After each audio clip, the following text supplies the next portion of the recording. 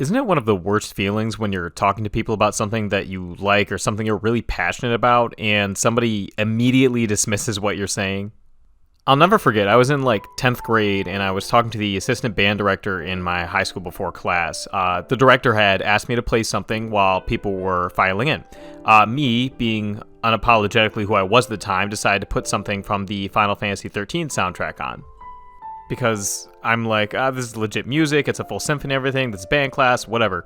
The assistant director, a younger guy for sure, goes, Final Fantasy? And I'm there, already embarrassed to be sharing something that I really enjoy with my peers in a low-key way. So I feel the need to explain myself, give it a chance, it's legit, blah, blah, blah. And after a lot of protesting from the assistant director and an amount of sticking to my guns that, frankly, I don't know if I have displayed sense, it goes through, the song plays, the class goes on as normal, no big deal, nobody asked me anything about it, blah, blah, blah. As you can tell, I remember this vividly because it made a huge impression on me. 8 years later, I am much more comfortable with the idea of good music is good music, source be damned, but I'm still very much the type to nervously hover over a playlist whenever I'm with others. The assistant director was wholly ready to throw out what I wanted to play just because of whatever his idea of the music from Final Fantasy was. I think that I'm not alone in having that kind of experience, wanting to discuss or share something that you enjoy and having somebody reduce it down to a distorted version of what you see it as and throwing it out the window. Here's the thing, I'm going to let you guys in on a little secret. People tend to hold binary opinions. That means basically, thing good or thing bad. They're easier to have. Then, when it comes to discussing the thing, you look in your opinions file and your little wet thinking muscle, and you check for a 1 or a 0, and then you go into the discussion ready to just convey it as all bad or all good. It's reductive. You are reducing the amount of information you have to make it into a more simple, easier to express form. Doing this often filters away the less thrilling pieces of things you like and the saving graces of things you don't. There can be a lot lost there. Because of people's tastes, things are rarely as simple as good or bad. That's why it's so monumental when something is universally liked or disliked. It's extremely rare to make a large group of people feel the same way about something.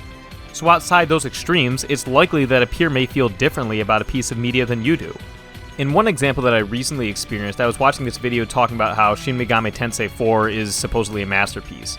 There was a lot to unpack in the 17 minutes I watched of this 40-minute video, and a lot that I had qualms with, but one thing I noticed was how the author brought up the soundtrack and how good it is.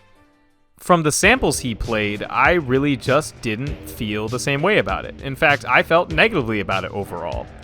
In a casual discussion with Reduction occurring, the author might have just said, oh, the music is lit, and boy, I would have been disappointed if I had taken that recommendation to heart. By holding a reduced opinion, you may fail to convey valuable information on a topic. In the example above, it was that the majority of the game's soundtrack sounds like it was pulled straight out of Blade Runner, which would have soured my experience as a matter of taste. On the other hand, you can also turn people away from things they may enjoy. People often say, for example, that the Warriors games are mindless hack-and-slash titles that you either love or hate. If you have seen one of my many Warriors videos, you know that I think there is more to it than that. I'm glad nobody said that to me before I got Fire Emblem Warriors, otherwise I would have missed out on a very enjoyable experience. The point I'm dancing around here is probably pretty clear from the title of this video. Nuance. I feel like nowadays it's rare to see nuanced opinions anywhere, especially on the internet. People just want to see if you agree with them, and then they go about their day without thinking too much. However, I think that nuanced opinions make for much more interesting discussions.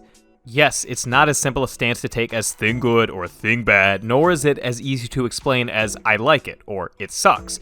But expressing nuance in a discussion can lead to new perspectives or understandings of topics you're interested in. Nuance and reduction are two sides of the same coin of expression. The main difference between the two is the complexity with which an idea is presented. Sometimes there's not really a need for nuance in a conversation. Getting caught up in the details not significant to the larger picture can really make a discussion lose steam.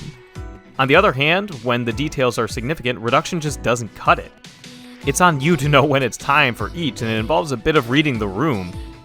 In general, however, when it comes to online discussion, I really feel like nuance is underrepresented. As I said before, it's easier to share and maintain non-nuanced opinions because it takes less to recall and communicate. This makes them easier to share and more prevalent online. Because of this, it can be quite rare to see prominent figures online with nuanced takes. One of the only YouTube guys I've seen with consistently nuanced opinions is a guy called Neryl. If you enjoy any of my videos, there's a good chance you'll enjoy at least a few of his, so check out his channel if you want to see exactly what I'm talking about. Basically, he addresses common praise or criticisms with direct evidence from the source material, and also offers his own opinions with similar support. This may sound basic, but think of how often you see people state common criticism with something good and just say, oh, this didn't bother me, or oh, these people just didn't know what they were talking about. Often, they don't feel the need to explain common praise of something either.